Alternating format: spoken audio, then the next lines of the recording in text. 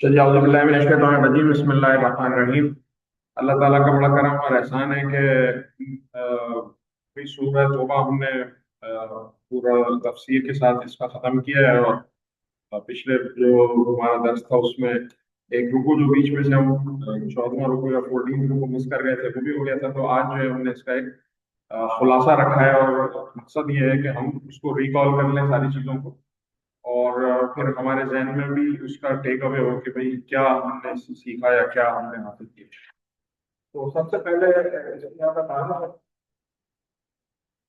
یہ سورہ جو ہے وہ اس میں سب سے پہلی بات یہ ہے کہ توبہ کے کئی معنی بتائے گئے ہیں۔ ایک معنی تو یہ ہے تفسیر میں کہ رجوع کرنا، یعنی پلٹنا، اور رجوع کرنے کے معنی یہ کہ اللہ تعالیٰ سے خود کی طرف رجوع کرنا، اپنے گناہوں کے جو ہے وہ معافی مانگنا اور پلٹنا۔ اور ایک اسی طرح سے ایک براء کے معنی بھی ہے، اسی سورہ کو براء بھی کہتے ہیں۔ براء سے مراد یہ ہے کہ بیزاری کا اظہار۔ بیزاری کا اظہار کس سے ہے تو ہم نے آگے آیات میں ذکر بھی ہوگا کہ اللہ تعالیٰ نے مشرکین سے بیزاری کا اظہار کیا کہ اب اللہ تعالیٰ نے ان کے ذمے کوئی چیز نہیں ہے، اب ان سے جو بھی ہے وہ سختی کے ساتھ پیش آیا جائے۔ تو وہ تھوڑے سے واقعات ہم نے پیچھے سنے بھی تھے، تھوڑا سا میں مزید بھی ذکر کروں گا۔ اس سے پہلے ہم یہ بات کر لیتے ہیں کہ اس سورہ میں بسم اللہ جو ہے وہ نہیں لکھی گئی ہے۔ تو اس میں مفسرین کے مختلف آراء تھیں، اور کچھ جو ایک جو امام قرطبی کہتے ہیں کہ اس کی وجہ یہ ہے کہ بسم اللہ رحمت ہے، تو رحمت اس سورہ میں اللہ تعالیٰ نے سختی سے پیش آیا ہے مشرکین سے بھی اور منافقین سے بھی، تو اس لیے اس میں نہیں ہے۔ لیکن جو ایک اور رائے ہے صحابہ سے جو پوچھا گیا تو امام غازی نے یہ نقل کیا ہے۔ امام غازی لکھتے ہیں کہ نبی صلی اللہ علیہ وسلم نے خود اس کے آغاز میں بسم اللہ نہیں لکھی، تو جب آپ صلی اللہ علیہ وسلم نے اس میں بسم اللہ نہیں لکھی تو پھر صحابہ نے بھی نہیں لکھی، اور یہ پیروی کرتے چلے آئے۔ تو صحابہ کا طریقہ کار یہ ہوتا تھا کہ اب اللہ کے نبی صلی اللہ علیہ وسلم کے دور سے جو چیز آتی تھی اس کا ایز لیتے تھے، تو زیادہ سوال جواب اور کوشچننگ یہ نہیں ہوتی تھی کہ یہ ایسا کیوں ہے۔ لیکن اس کے بارے میں ایک اور بھی رائے پائی جاتی ہے جس کے بارے میں امت کا اتفاق نہیں ہے۔ پہلے امت میں اس میں تھوڑا سا کوشچننگ تھی، لیکن اب تقریباً اجماع ہے۔ اجماع اس کو کہتے ہیں کہ تمام امت کے جو لوگ ہیں وہ اس پہ راضی ہوں۔ تو صحابہ کے دور سے اس میں اجماع ہے، یعنی پہلے کچھ لوگوں کی یہ رائے تھی کہ یہ سورہ انفال اور سورہ توبہ ایک سورت ہے جس کے مضامین سیم ہے، تو شاید اس لیے جو ہے اس میں بسم اللہ نہیں ہے۔ لیکن بعد میں اس پہ سب پہ یعنی اتفاق اور اجماع ہے صحابہ کا کہ یہ سورہ الگ سورہ ہے، اور اس کے شروع میں بسم اللہ نہیں لکھی جاتی۔ اس کے بعد پھر جو اس کا زمانہ نزول ہے، اچھا زمانہ نزول سے پہلے سے جاننے پوچھتے ہیں کہ کیوں نہیں لکھی جاتی بسم اللہ بیٹا؟ اس سورت میں بسم اللہ کیوں نہیں لکھتے؟ سنا آپ نے؟ نہیں سنا نا؟ اب سن لو، میں پوچھوں گا، آپ نے سنا تھا بسم اللہ کیوں نہیں لکھتے اس سورت میں؟ ایسے نہیں چلے گا، آپ کو سننا ہے دونوں، ٹھیک ہے؟ دونوں سے پوچھوں گا میں۔ آپ کا کیا نام ہے؟ محمد حسن مصطفیٰ؟ میرا نام بھی حسن حسن مصطفیٰ اور احمد کا مقابلہ ہے، ٹھیک ہے؟ تو میں دوبارہ بتا رہا ہوں، غور سے سننا۔ کیوں نہیں لکھی جاتی بسم اللہ؟ کہ نبی صلی اللہ علیہ وسلم نے بسم اللہ نہیں لکھی، ٹھیک ہے؟ کیوں نہیں لکھتے؟ نبی صلی اللہ علیہ وسلم نے بسم اللہ نہیں لکھی، اس لیے اس میں بسم اللہ نہیں لکھتے۔ یہ سورت اعوذ باللہ نہیں ہوتی، اعوذ باللہ من الشیطان الرجیم، اور پھر سورت شروع ہوتی ہے براءۃ، اس طرح سے کرتے۔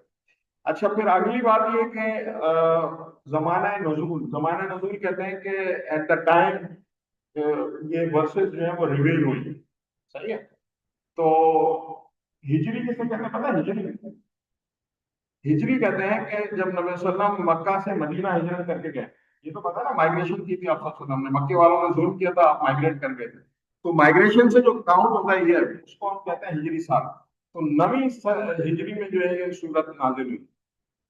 اچھا، مکہ آپ کو پتا ہے کہاں پر ہے؟ مکہ سعودی عرب میں مکہ پتا ہے نا؟ مکہ کس کا شہر تھا؟ نبی صلی اللہ علیہ وسلم کا شہر مکہ ہی تھا، پھر وہ مدینہ مائگریٹ کر گئے کہ مدینہ ان کا شہر ہو گیا۔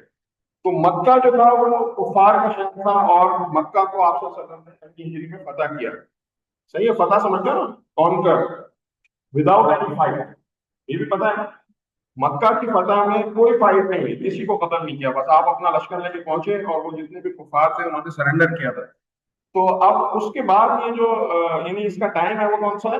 9 ہجری ہے، اوکے؟ کون سا ٹائم ہے جلدی بتاؤ؟ 9th ایئر آف ہجرا، صحیح ہے؟ تو ہجری میں یہ صورت نازل ہوئی، اور اس میں جو چیزیں ہیں اس میں اہم بات یہ ہے کہ فتح مکہ کے بعد کی، یعنی جو مکہ کانقر ہوا اس کے بعد کی چیز ہے۔ اسی طرح اعلان برات ہے، اعلان برات کے اللہ تعالیٰ کہتا ہے کہ آئی گیو اپ، گیو اپ سمجھتے ہو نا؟ I don't take any responsibility of you guys, right? سمجھتے ہو نا یہ بات؟ تو اللہ تعالیٰ نے ان سے برات کی، یعنی اللہ تعالیٰ نے کہا کہ اپنے کفار اور مشرکین سے ہماری برات ہے اور ان سے ہم لڑیں گے۔ کیا کرتے تھے وہ؟ اسلام کے خلاف سازشیں کرتے تھے۔ پھر غزوہ تبوک ہوا ہے، غزوہ کس کو کہتے ہیں آپ کو پتا ہے؟ غزوہ آپ کو بھی نہیں پتا نا غزوہ کس کو کہتے ہیں؟ غور سے سننا ہے، میں سوال کروں گا بات، ٹھیک ہے؟ غزوہ کہتے ہیں اس جنگ کو یا وار کو جس میں نبی صلی اللہ علیہ وسلم خود موجود تھے۔ تو غزوہ تبوک، تبوک ایک جگہ کا نام تھا، غزوہ تبوک کون سی جگہ ہے جس میں آپ صلی اللہ علیہ وسلم خود گئے تھے، صحیح ہے؟ تو غزوہ تبوک کا پورا ایک یوں کہنے بیک گراؤنڈ ہے جس میں غزوہ remember, you remember right? Good. اب اور کیا چیز ہے اس میں، اور کون سے موضوع ہیں؟ تو سب سے پہلے ہم نے سنا کہ اعلان برات، یعنی اللہ تعالیٰ نے کہا کہ آئی گیو اپ، میں اب آپ لوگوں سے، کن سے؟ کفار سے، مشرکین سے۔ دوسرا کیا تھا کہ اس میں جزیہ کے جو ہے نا وہ احکامات ہیں، جیسے یوں کہتے ہیں کہ جب اسلامک اسٹیٹ ہوتی ہے، اسلامک اسٹیٹ سمجھ رہے ہو؟ اسلامک اسٹیٹ، نبی صلی اللہ علیہ وسلم نے مدینے میں اسلامک اسٹیٹ قائم کی تھی۔ اسٹیٹ کا مطلب کیا ہے کہ گورنمنٹ۔ تو اسلامک اسٹیٹ یا اسلامک گورنمنٹ کے اندر جو نان مسلمس ہوتے ہیں ان کو ایک ٹیکس دینا پڑتا ہے رہنے کے لیے، اور وہ ٹیکس کیوں دیتے ہیں؟ کیونکہ اسلام یہ کہتا ہے کہ اللہ تعالیٰ کی زمین ہے، اس پہ اللہ تعالیٰ کا نظام ہوگا، اگر تم اللہ تعالیٰ کا نظام نہیں مانتے تو یہ ہیو ٹو پے ٹیکس۔ تو یہ کیا کہلاتا ہے؟ جزیہ۔ تو جزیہ کے احکامات ہیں۔ پھر جہاد کے حوالے سے احکامات ہیں۔ پھر منافقین ہوتے ہیں، منافقین کس کو کہتے ہیں؟ ہپوکریٹس۔ ہپوکریٹس کون ہوتا ہے؟ جو اندر ہائڈ کرتا ہے کہ میں دشمن ہوتا ہے آپ کا، لیکن اندر سے دل میں چھپا کر رکھتا ہے اپنے دل میں، اور اوپر سے کہتا ہے کہ I am your friend, but they were not friend of the Muslims اور اسلام، ٹھیک ہے؟ انہوں نے اپنا اسلام اندر چھپایا تھا، جھوٹے تھے وہ۔ تو وہ منافقین کے بارے میں جو وہ سازشیں کرتے تھے، وہ جو ایسے کام کرتے ہیں کہ جس سے نقصان پہنچے اسلام کو، تو وہ اس کو، اور پھر توبہ کے رسول اس پہ بیان ہوئے۔ تو یہ اس کا انٹروڈکشن تھا۔ اب ہم آگے چلتے ہیں۔ پھر جو ہے وہ جو جیسے میں نے بتایا کہ کون سی آیات ہیں، تو آیات 1 to 7 اور 9 to 6 میں جو ہے وہ اللہ تعالیٰ نے کچھ برات کا اعلان کیا۔ برات کا مطلب کہ گیو اپ، نو مور پروٹیکشن، ٹھیک ہے؟ تو اب اس میں پھر یہ آیت ہے، میں آیت کو نہیں تفصیل لے کے چل رہا ہوں، ہم پیچھے پڑھ چکے ہیں۔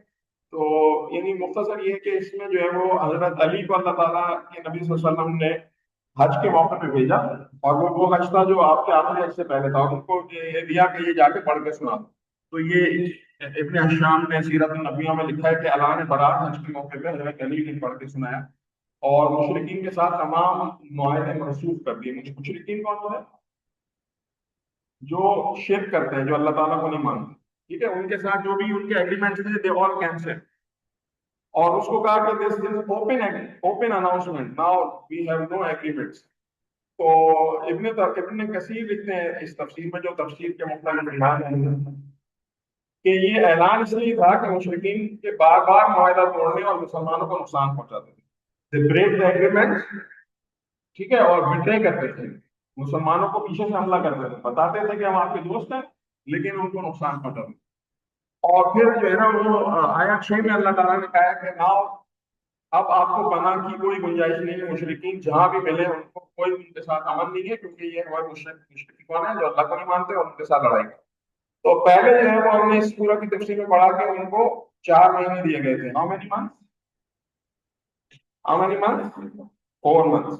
اور 4 months کے بعد کیا کہا تھا کہ now we will have war if you don't stop your things، پھر ہمارے پاس وار ہوگا۔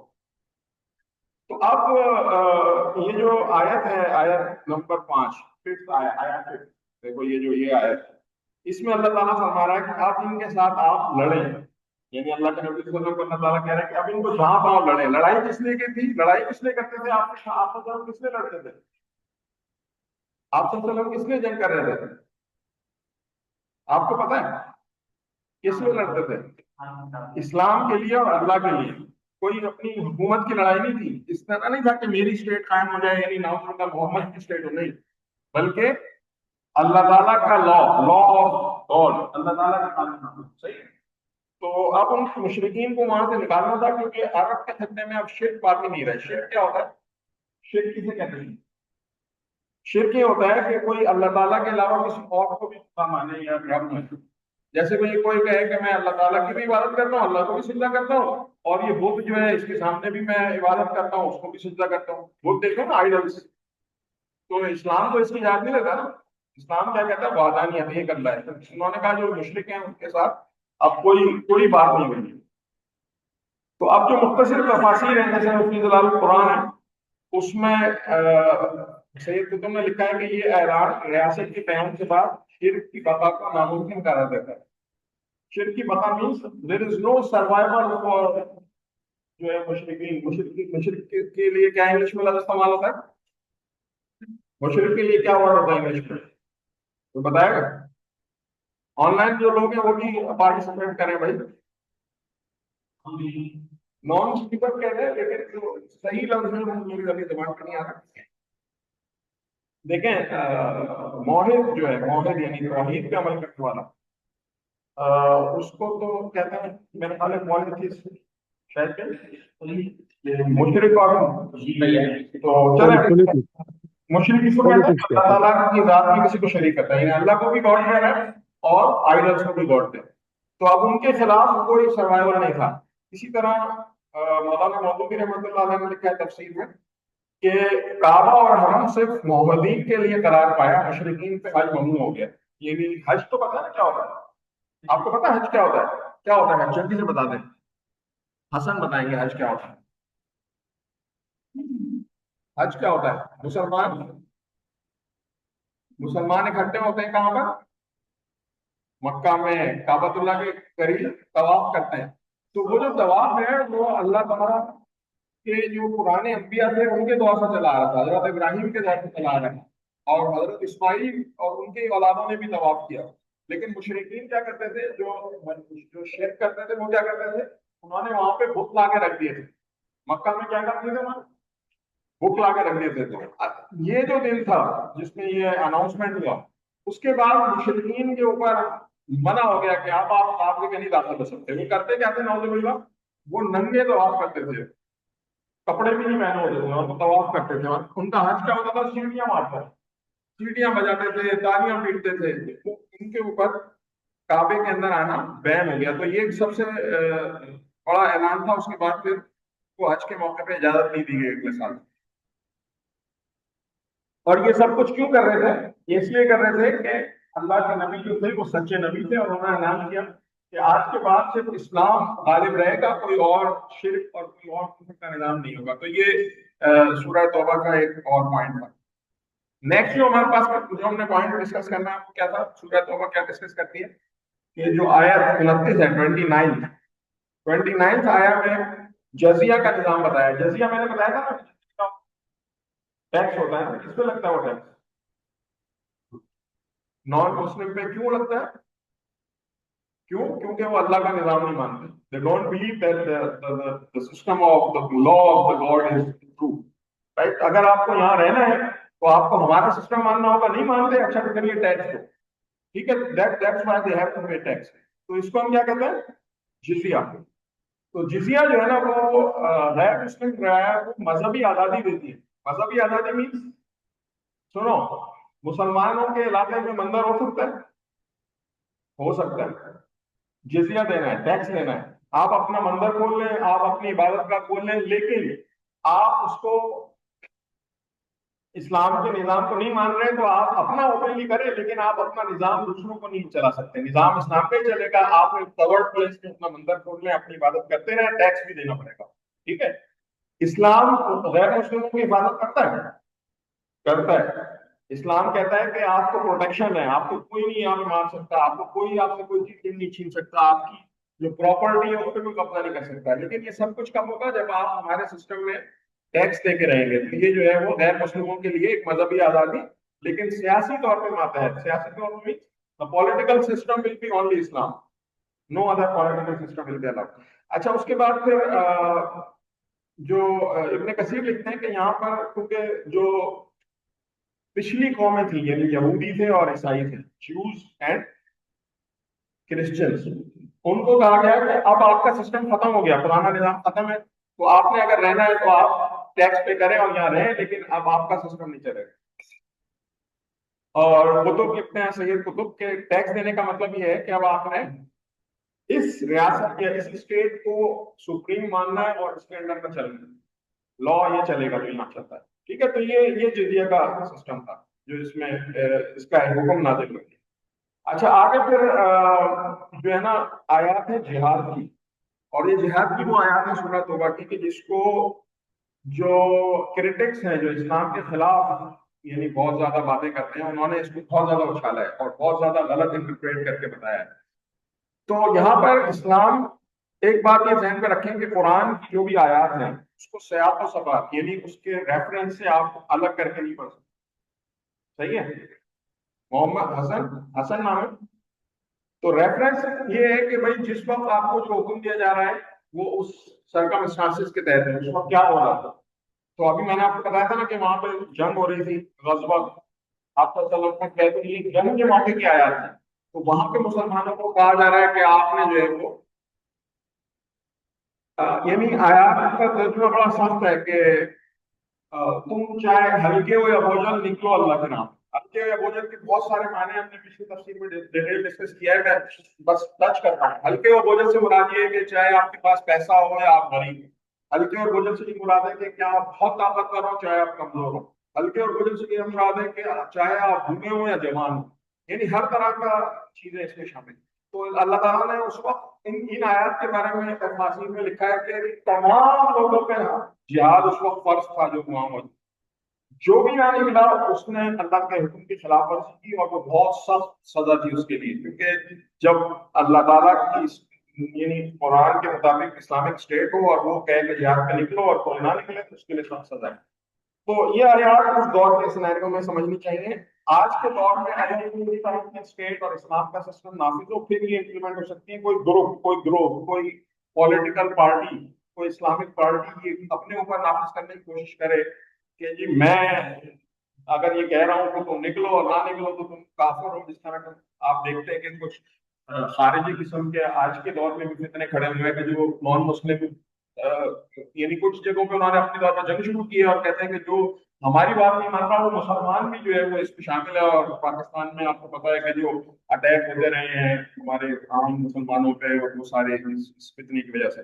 तो हम खुद ही आगे चलते हैं। तो इब्ने कसीर ने इसका लिखा है कि ये आयत मुनाफिकीन को डांटने के लिए भी है और जो जिहाद से चलाते हैं उनके लिए भी। अच्छा, ये जो आयत है मालकुम इज़ा क़ीला लकुम इंफिरू, अगर इसका मफहूम बता देता हूं कि अगर तुम नहीं निकलोगे तो अल्लाह ताला तुमको सख्त अज़ाब देगा और तुम्हारी जगह कुछ और लोगों को ले आएगा। तो ये इसका नाम।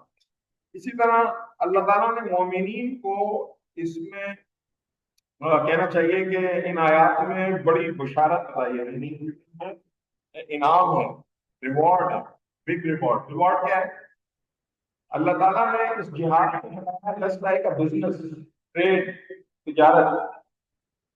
ट्रेड समझते हो भाई, बिजनेस समझते हो, दुकान होगी तो शॉप, वो क्या कर रहा होता है? सेल कर रहा होता है कुछ ही नहीं। क्यों करता है? To earn the money, right, profit के लिए करता है। तो अल्लाह ताला ने उसको जिहाद को तारीफ किया कैसे कि ये जो है वो ट्रेड है, ये बिजनेस है मेरे साथ और उसके बदले में मैं क्या दूंगा? आपकी जान और माल, यानी आपके your self and your money, मैंने जो है वो जन्नत के बदले में जो है वो सौदा कर लिया। हमारा एग्रीमेंट हो गया है, आप अल्लाह की राह में जान और माल दें, मैं आपको जन्नत दूंगा, अल्लाह ताला फरमाता है। तो ये एक बड़ी बिशारत थी। तो इसी को जो है वो फिजुल कुरान में लिखते हैं कि ईमान का अमली सबूत और अल्लाह की राह में जान की कुर्बानी जो है वो यहाँ पर बताई जा रही है। तो ये एक ये पहलू था और ये हमने पूरा डिटेल में डिस्कस किया जब ये आयत चली। फिर इसी तरह गज़वा तबूक जो कि कौन सी हिजरी की? Ninth, ninth हिजरा। राइट, हिजरा क्या होता है? ہجری جو ہے وہ ایئر ہوتا ہے جب آپ نے مائگریشن کے بعد جو نبی صلی اللہ علیہ وسلم جب مدینہ مائگریٹ کرتے ہیں اس کے بعد جو ایئر کاؤنٹ کرتے ہیں اس کو ہم ہجری کہتے ہیں. تو اب وہاں پر حالات یہ تھے کہ اس ٹائم میں کچھ سپر پاورز تھے، بہت بڑے کنٹریز تھے جو جنگ کرتے تھے، جو فائٹ کرتے تھے. ان میں ایک روم تھی. روم جو تھی وہ مسلمانوں کو مستقل تھریٹ دینے کے لیے وہاں بارڈرز کے اوپر لوگوں کو اکٹھا کرنا شروع کیا تھا. وہاں کا گیم تھا they wanted to fight the Muslims. تو انہوں نے جو ہے نا وہاں پر ایک بہت بڑا وہ کیا. تو آپ صلی اللہ علیہ وسلم نے جو ہے وہ مسلمانوں کو کہا کہ بہت بڑی جنگ کی تیاری ہے اور سب لوگ تیار ہیں. اب اس وقت صورتحال کیا تھی؟ It was very hot. آپ کو پتا ہے وہاں پہ کتنی گرمی پڑتی ہے سعودی عرب میں؟ کتنی ہوگی؟ مور دین 50 ڈگری سیلسیس. اتنا ہاٹ ویدر. اور اس میں پھر ان کے پاس کیا تھا، وہ لوگ زراعت کرتے تھے، یعنی ایگریکلچر کا ان کا تھا، وہ گرو کرتے تھے کراپس مختلف. تو وہاں پر جو ہے وہ پھر اس کا بھی ٹائم تھا کہ وہ انہیں کاٹنی تھی. اور لوگوں کے پاس بہت سو کے پاس پیسے نہیں تھے.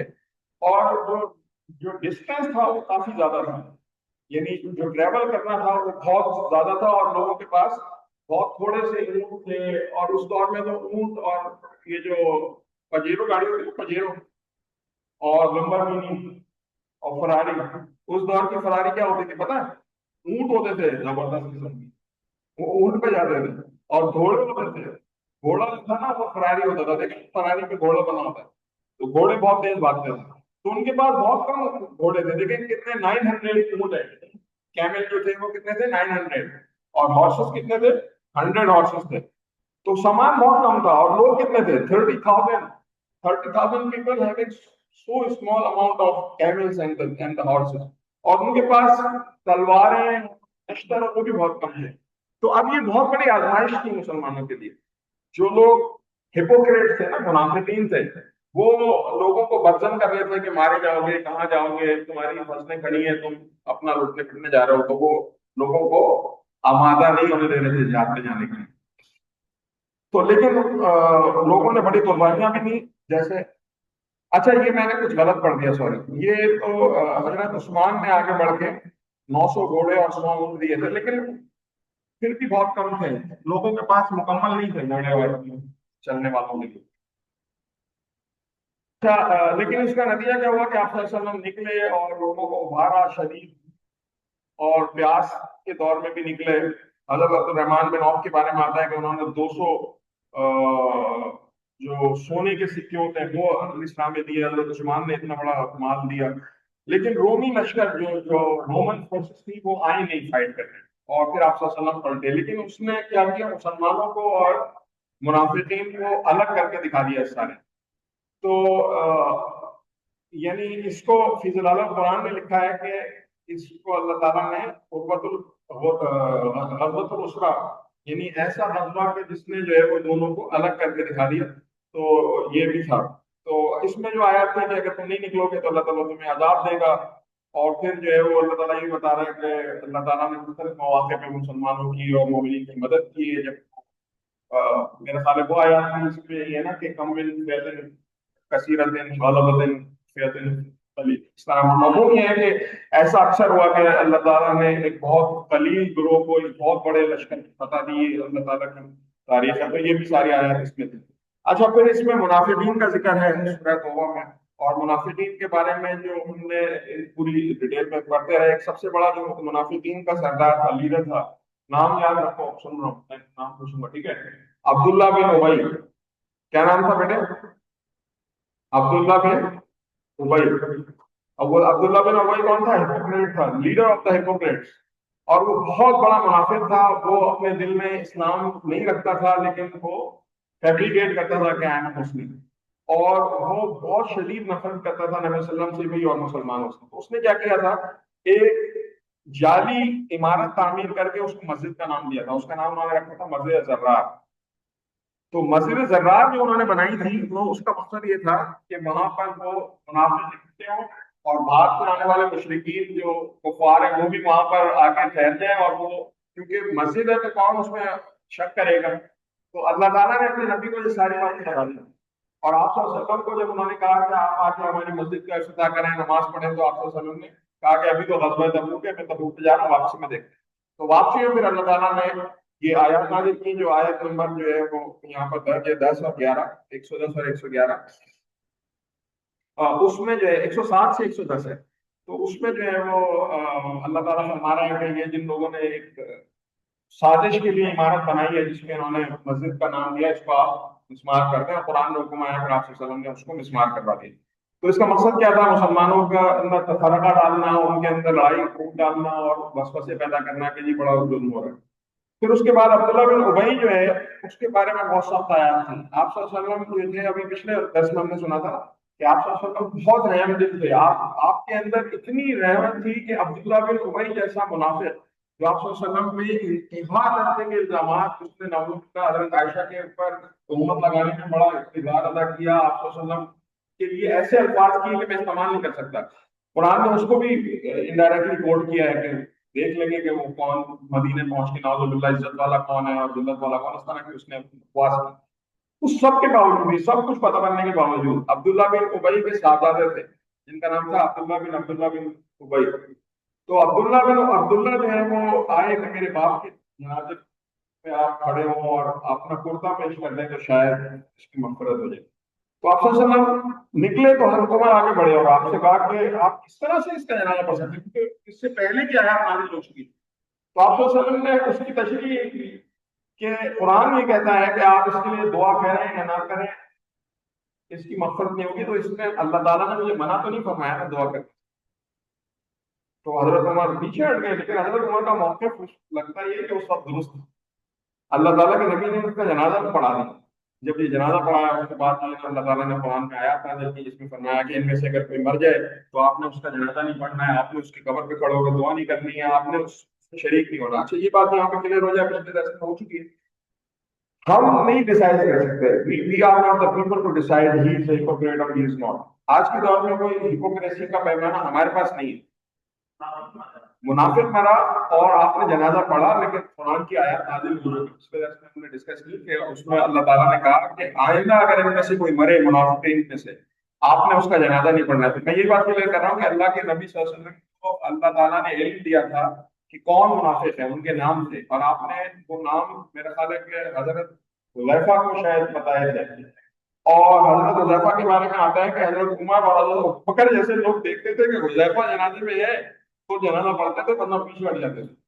تو یہ انہوں نے بھی کسی کے نام نہیں ظاہر کیے، بس ان سے یہ پیمانہ یہ تھا کہ وہ اگر جنازہ پڑھ رہے ہیں تو اس کا مطلب ہے کہ یہ مومن ہے، وہ نہیں آتے تھے تو وہ بھی ہٹ جاتے تھے۔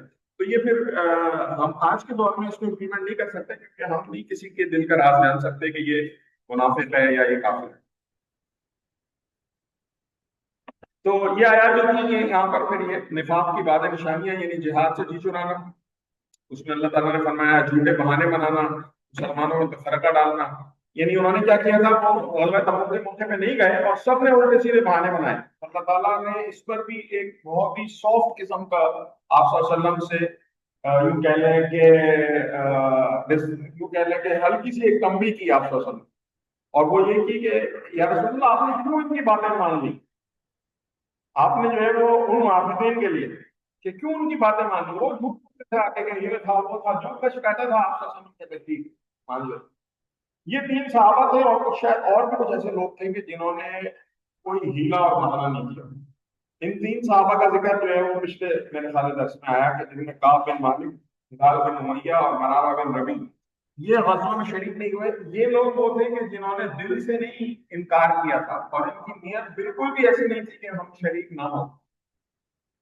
تو یہ تینوں جو ہیں وہ مختلف وجوہات کی بنا پہ، یعنی کوئی سستی میں رہ گیا، کسی نے کہا میرے پاس بڑا زبردست گھوڑا ہے اور میں تو بس نکلوں گا تو پہنچ جاؤں گا، ابھی تو یہ وہاں تک ہی پہنچے ہوں گے، اور یہ کرتے کرتے کرتے وہ بیچارے جو کہہ لیں کہ سستی اور کاہلی کی وجہ سے نہیں شریک ہو سکے۔ اور یہ لوگ بڑے یعنی امپورٹنٹ لوگ تھے، انہوں نے بدر کے معرکے میں شرکت کی تھی، ان لوگوں نے جو ہے وہ بڑے موقعوں پہ خدمات دی کہ جن کے بارے میں کوئی ایک بھی شکر یعنی شک نہیں کر سکتا۔ ان میں سے جو کچھ لوگ تھے، یعنی دو صحابہ جو ہیں وہ بدر میں شریک ہوئے تھے، اور یعنی جلیل القدر صحابی تھے تین، اور ان کا جو تھا تینوں کا قرآن نے کوئی ان کے بارے میں حکم نہیں آیا، پیچھے کے آیات میں آیا کہ ان کا معاملہ ملتوی کیا جاتا ہے۔ تو آپ صلی اللہ علیہ وسلم نے بھی ان سے جو ہے وہ خاموش اختیار کی، اور پھر یہ آیا کہ ان کے ساتھ جو ہے نا آپ صلی اللہ علیہ وسلم نے حکم دیا کہ اب ان کا سوشل بائیکاٹ کر دیا جائے. سوشل بائیکاٹ پتہ ہے کیا ہوتا ہے؟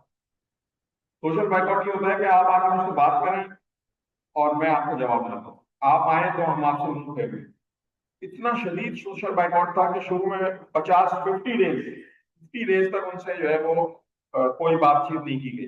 اور پھر یہاں تک ہوا کہ ان کی یعنی جو بیگمات تھیں، جو ان کی وائفس تھیں، ان کو بھی کہا کہ آپ جو ہے وہ اپنے والد کے یا اپنے گھر چلے جائیں، ان کے ساتھ نہ رہیں. تو یہ اتنا شدید ان کے لیے سخت آزمائش تھی. یہ لوگ کہتے ہیں کہ ہم مسجد میں آتے تھے تو آپ صلی اللہ علیہ وسلم جو ہے وہ ہماری طرف سے منہ پھیر لیتے تھے. پھر کہتے ہیں جب میں نماز شروع کرتا تھا تو مجھے لگتا تھا کہ آپ سب شفقت سے دیکھ رہے ہیں، لیکن جیسے ہی سلام پھیرتا تھا تو آپ پھر منہ کھول لیتے. تو یہ بہت شدید ان لوگوں کی آزمائش تھی. لیکن یہ تینوں ایک سچے مسلمان تھے تو یہ ان کو ایک اللہ تعالیٰ کی طرف سزا تھی. لیکن جو ہے وہ کوئی ان سے بات نہیں کرتا تھا. لیکن ان سب سے محبت کا یہ عالم تھا کہ جب یہ مطلب ان کا آیات نازل ہوئی جس میں کہا گیا کہ وَعَلَى الثَّلَاثَةِ الَّذِينَ خُلِفُوا، یعنی جو پوری آیت ہے جس میں کہا گیا ہے کہ ان لوگوں کا معاملہ جن کا پینڈنگ کر دیا گیا تھا ان کو اللہ تعالیٰ نے جو ہے وہ ان کی توبہ قبول کیا، ان کو معاف کیا. تو جو یہ واقعہ ہے یہ ایسا واقعہ تھا صحابہ کے لیے کہ مطلب تفاسیر میں اور سیرت میں آتا ہے کہ صحابی جو ہے وہ ایک دوسرے سے خوشی سے مل رہے تھے جیسے کہ بڑا ایونٹ ہے، اور وہ بھاگ رہے ہیں ان کو اطلاع دینے کے لیے. اور جو سوچ رہا ہے کہ میں کسی طرح بتا دوں تو وہ کھڑے ہو کے چیخ رہا ہے کہ ان کی جو ہے نا وہ دیوار پر چڑھ کے جو ہے وہ کہہ رہا ہے کہ تمہاری جو ہے وہ توبہ قبول ہو گئی. تو بہت ہی ایک اہم واقعہ ہے یہ دکھانے کے لیے کہ جو مخلص مومنین ہیں، جن کے دل میں اخلاص کے ساتھ اسلام ہے، ان کا طریقہ کیا ہوتا ہے. اور اللہ تعالیٰ ان کی کوئی ایسی بات کو بالکل بھی نہیں معاف کرتا کہ جس میں وہ ایک فرض سے پیچھے ہٹ جائے. یعنی یہ فرض جہاد اہم تھا اور اس میں یہ ان کو سزا دی گئی، لیکن کیونکہ اخلاص تھا ان کے دل میں اللہ تعالیٰ نے اس کو پھر معاف کیا. تو توبہ اور مغفرت کے حوالے سے جو آیات ہیں یعنی 86 سے لے کے اور پھر 102 106 اور 118 میں، تو وہاں پر یعنی جو اللہ تعالیٰ بتا رہا ہے اس میں کئی چیزیں بیان کی گئی ہیں. کہ ایک تو یہ کہ آپ کے اندر ندامت ہو. ندامت کہتا ہے کہ آپ جو ہے وہ اس پہ اگریسو نہیں ہو کہ میں نے جو ہے وہ کیا بس میں جو ہے کروں گا اور یہ وہ، بلکہ آپ جو ہے وہ ریگریٹ فیل کریں. آپ جو ہے وہ مطلب ایک ریپیٹنس کے ساتھ یعنی آپ پلٹے اللہ کی طرف ندامت کے ساتھ. تو پھر اس کے ساتھ یہ کہ آپ کے اندر یہ نیت ہو کہ میں نے اپنے آپ کو کریکٹ کرنا ہے، ابھی کریکٹ مائی سیلف.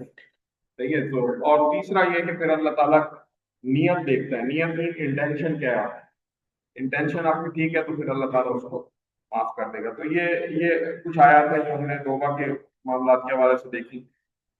جو جھوٹے مدعین تھے یعنی جنہوں نے نفاق کیا تھا، جو دل سے توبہ نہیں کرتے تھے، تو اللہ تعالیٰ نے ان کا معاملہ کیا کیا، ان کے بارے میں آگے آئے کہ ان کا صلہ کیا کیا کہ جہنم میں بتایا تاکہ یہ دنیا میں جو کچھ کر لیں، یہ دھوکہ تو دے رہے ہیں اپنے آپ کو لیکن یہ ساتھ کام ہوگا. تو وہ جو بھی قسم کی بات لاتے تھے آپ صلی اللہ علیہ وسلم ان سے سر نظر کرتے تھے، تو لیکن ان کو تو ان کی توبہ قبول نہیں کی گئی. توبہ صرف ان کی قبول کی گئی جو اخلاص کے ساتھ ہے. اور پھر جو مختلف واقعات ابھی پیچھے گزرے تھے. تو ابن کثیر کیا فرماتے ہیں کہ اللہ نے ان گناہ گاروں کو معاف کیا جو جھوٹے عذر نہ بناتے تھے، یعنی جنہوں نے خام خواہ کی منافق نہیں تھے ان کو معاف کر دیا، لیکن منافقین کے بہانے سارے مسترد کر دیا ان کو کہ تمہارے لیے کوئی چھوٹ نہیں ہے، کر لو دنیا میں جتنا کرنا ہے، آخر میں تمہارے ساتھ بہت سخت حساب ہوگا. تو یہ سورہ کی آج کی بس اس کو ہم مختصر ایک اس کا خلاصہ دیکھ لیتے ہیں کہ سب سے پہلے کہ سورہ اعلان کرتی ہے کہ اسلام ایک عقیدہ صرف نہیں ہے، یعنی صرف ایک بلیف نہیں ہے بلکہ سسٹم آف لائف. اور مولانا مودودی رحمۃ اللہ نے اس کو لکھا ہے تفسیر میں. اسی طرح جو بلیف ہے یعنی ایمان ہے اس کا عملی ثبوت یہ ہوگا کہ آپ جہاد کرنا ہے. جہاد سے مراد صرف قتال نہیں ہے بلکہ آپ کو جدوجہد اسٹرگل کرنی ہے اسلام کو نافذ کرنے کے لیے، اور اس کے لیے آپ کو قربانی بھی دینی پڑے گی. اس کے لیے آپ کو اپنے جان مال کی قربانی دینی پڑے گی جیسے صحابہ نے دی. اسی طرح منافقین جو ہیں وہ امت کے لیے سب سے بڑا خطرہ ہے. تو منافقین، میں یہ نہیں کہہ رہا کہ ہم کسی پہ لیبل لگائیں منافق کا، لیکن جو قرآن نے نفاق کی علامات بتا دی اس کو اگر آپ کسی فرد میں دیکھیں تو اس کے شر سے محفوظ رہنے کی کوشش کریں.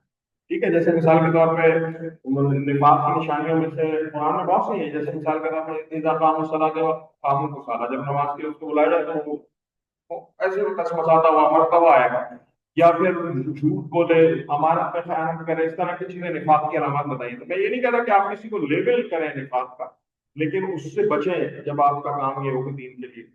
अच्छा, फिर ये कि मुखलिस अगर हो तो अल्लाह ताला बड़ा कबूल करता है। एक बात ये ध्यान में रखें कि स्ट्रेट फॉरवर्ड जिस टाइम पे नाजिल हुई वो तो वक्त था उसके लिए थी, लेकिन आज भी हम अगर तौबा करते हैं किसी भी बात पे, इखलास हमारे नजर, तो अल्लाह ताला कभी मायूस नहीं करता।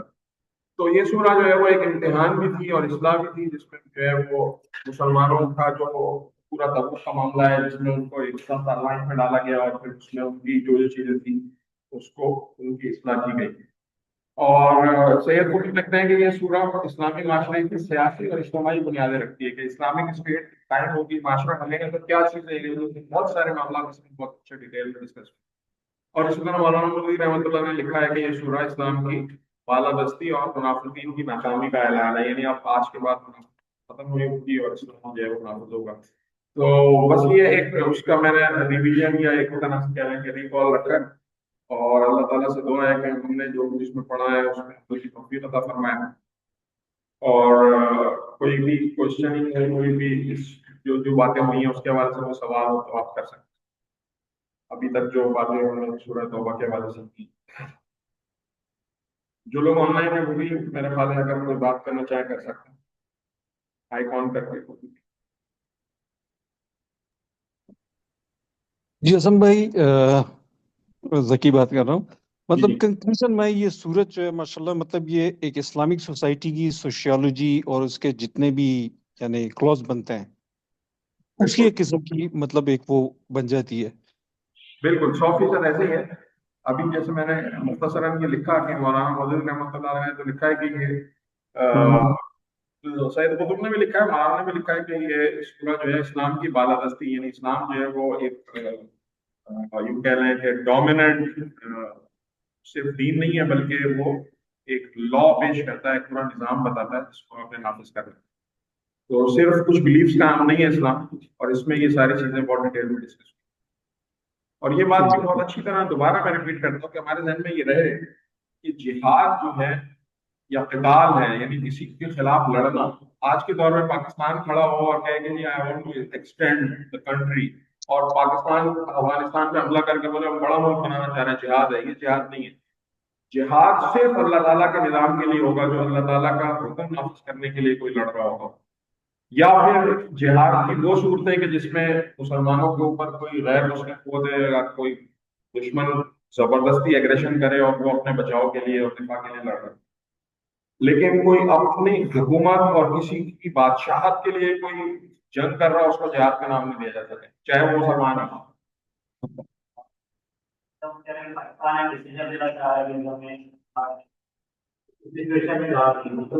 देखिए, पाकिस्तान जिहाद क्यों कर रहा है, ये सवाल है, जंग क्यों कर रहा है।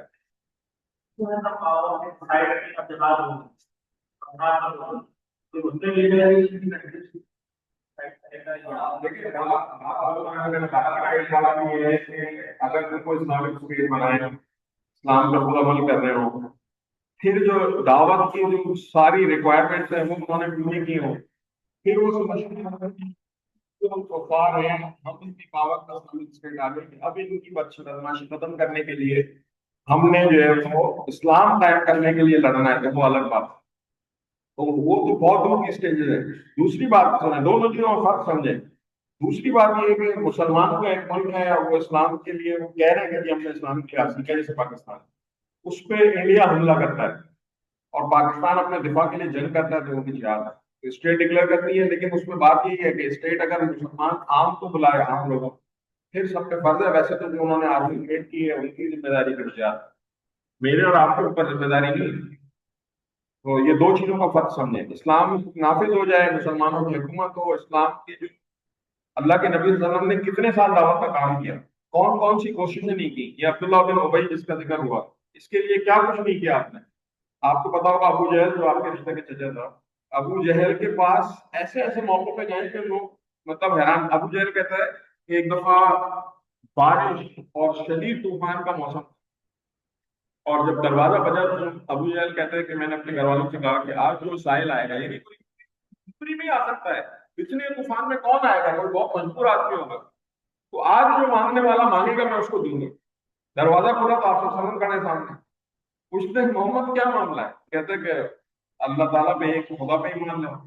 مطلب وہ اس شدید طوفانی بارش میں دعوت دینے کے لیے پہنچے۔ تو آپ یہ دیکھیں کہ آپ صلی اللہ علیہ وسلم نے جہاد کا حق ادا کیا، دعوت کا، اس کے بعد پھر ان کی سب مشرکین کی طاقت کو ختم کس لیے کیا؟ صرف ایک اللہ کے نظام کے نافذ کرنے۔ پرسنل اسٹیٹ نہیں تھی نعوذ باللہ آپ صلی اللہ علیہ وسلم، یہ میرے خاندان کی حکومت ہو جائے یا بنو امیہ آ جائے یا بنو عباس آ جائے، ایسے کچھ نہیں تھا۔ تو یہ ساری چیزیں فلفل کرنا بہت ضروری ہے۔ تو آج کے دور میں بھی اگر کوئی اسلام کو نافذ کرنے نکلا ہے جو صحیح اسلام قائم کر کے دکھاتا ہے، پھر وہ دوسروں سے ایسا نہیں ہے، لیکن اب آج کے نام پہ بہت ساری تنظیمیں بنتی ہیں اور وہ اپنے آپ کو اسلامی حکومت کا وہ کہتی ہیں، دوسروں کا کفر کا فتویٰ لگاتے ہیں۔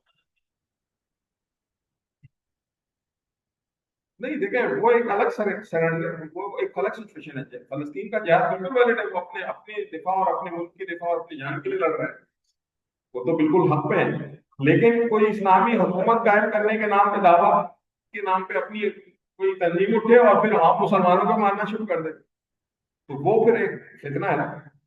اور جو خارجی پہلے فتنہ تو وہ بھی اس طرح کرتے تھے کہ اپنے آپ کو سب ڈکلیئر کرتے۔ ٹھیک ہے جی، کوئی اور بات تو نہیں ہے؟ ذکی صاحب مزید آپ کچھ کہنا چاہیں بہت بہت شکریہ فیضل، بہت بہت شکریہ، جزاک اللہ۔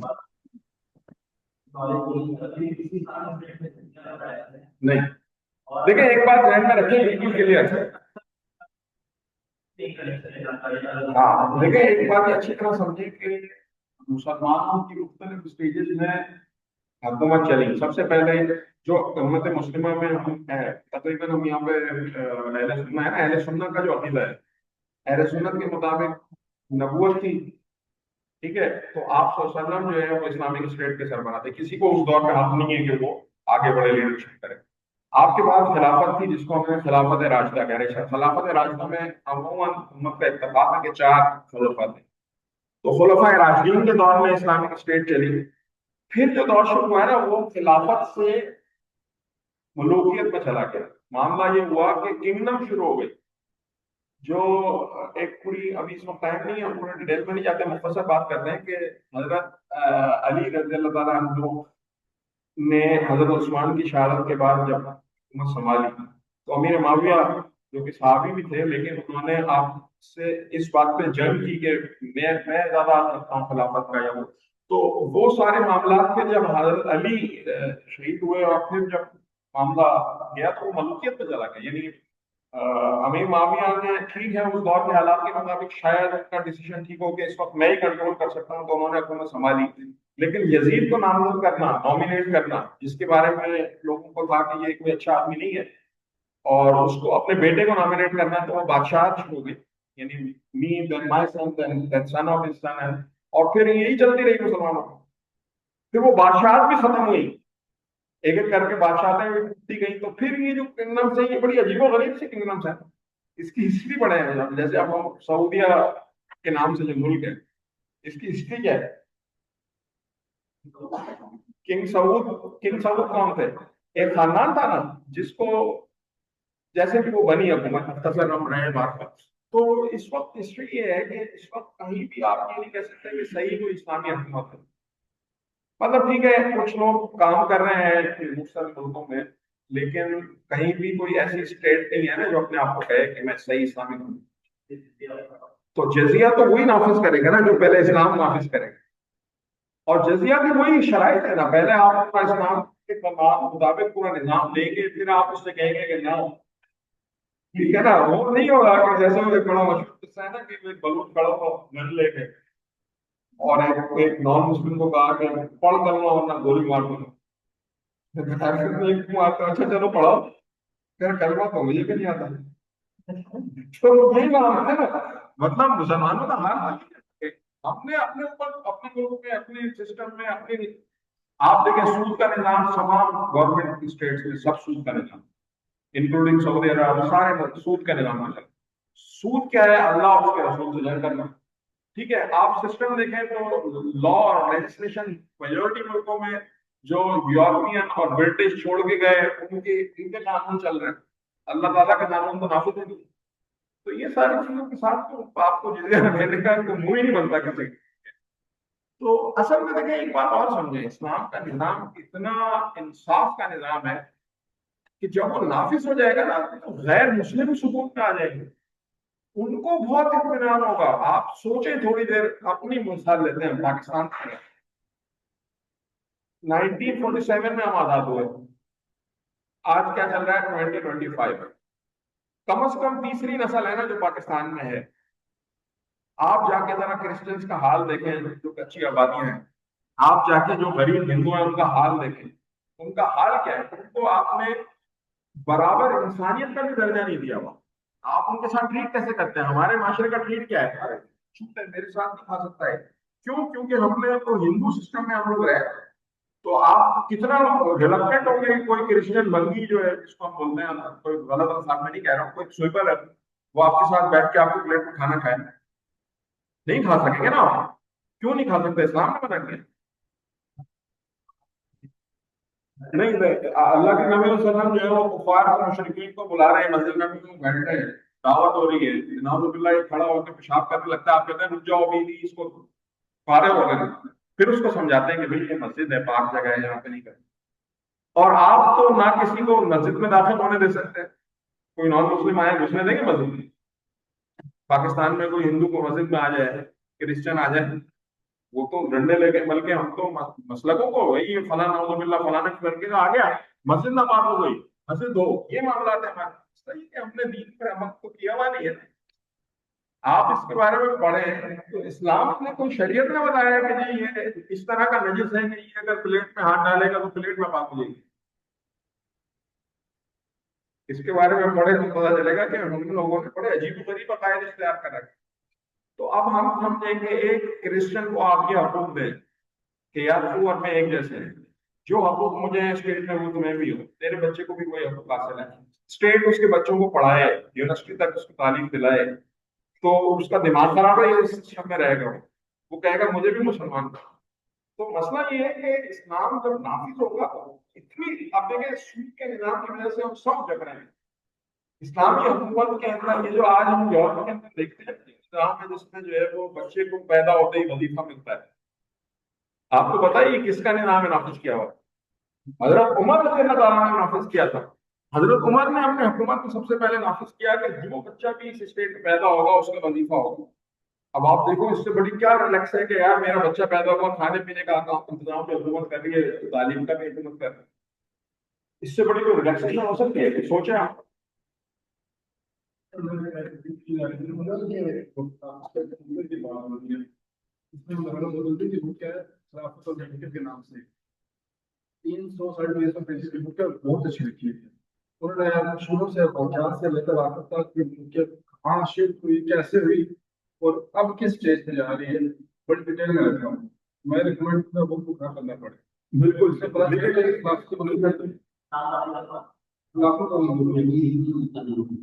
اور تیسری بات ہو رہی ہے اسلام کے تشریح میں سرٹن سٹیجز پہ کچھ احکامات آئے تھے، بعض میں تصحیح ہو منسوخ ہو گئے، تو مجھے اس حکم کے بارے میں فرق تو نہیں ہے، لیکن اس اسٹیج میں یہ بھی ختم ہو گیا تھا، کیونکہ ایک اسٹیج پہ جا کے نبی پاک نے تمام ایک ریاست کے اندر تمام رہنے والوں کو اکول حقوق دے دیے تھے، سب کے میں جزیہ کا ایسا نہیں ہے، اس پہ ہم کسی اور معاملے کے لیے چلے گئے کہ جزیہ کا ایسا نہیں ہے، جزیہ کا لیکن کانسیپٹ بڑا کلیئر ہے، جزیہ ہے کس لیے؟ آج آپ کو گورنمنٹ ٹیکس لگایا اور نہ لگایا، آپ سوچو گے کہ یار میرے کو بھی ٹیکس پتا نہیں، آج بھی چل رہا ہے۔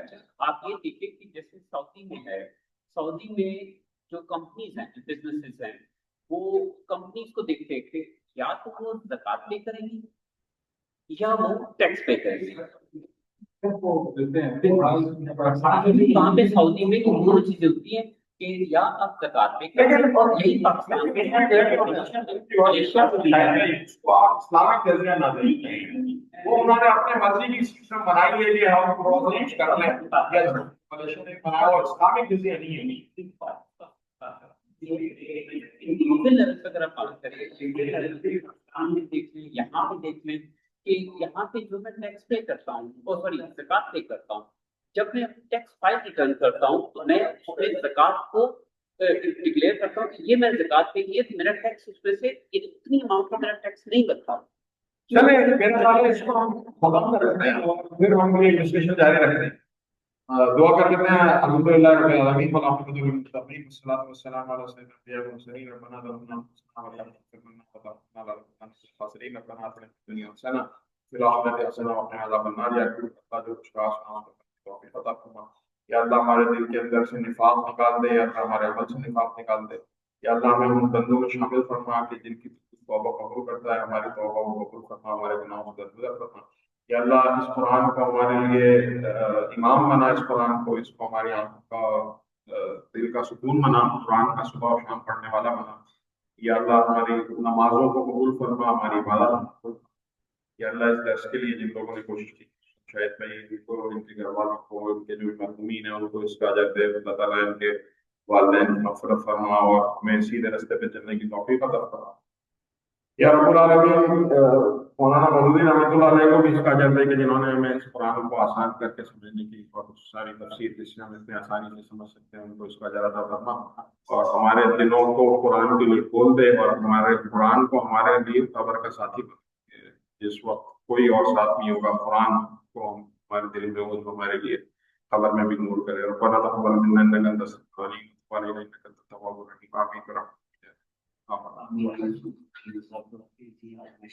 बहुत अच्छा ठीक है जी, बहुत बहुत शुक्रिया, जज़ाकल्लाह तमाम साथियों का टाइम। अस्सलाम वालेकुम। फिर इंशाल्लाह नेक्स्ट उसमें मुलाकात होगी।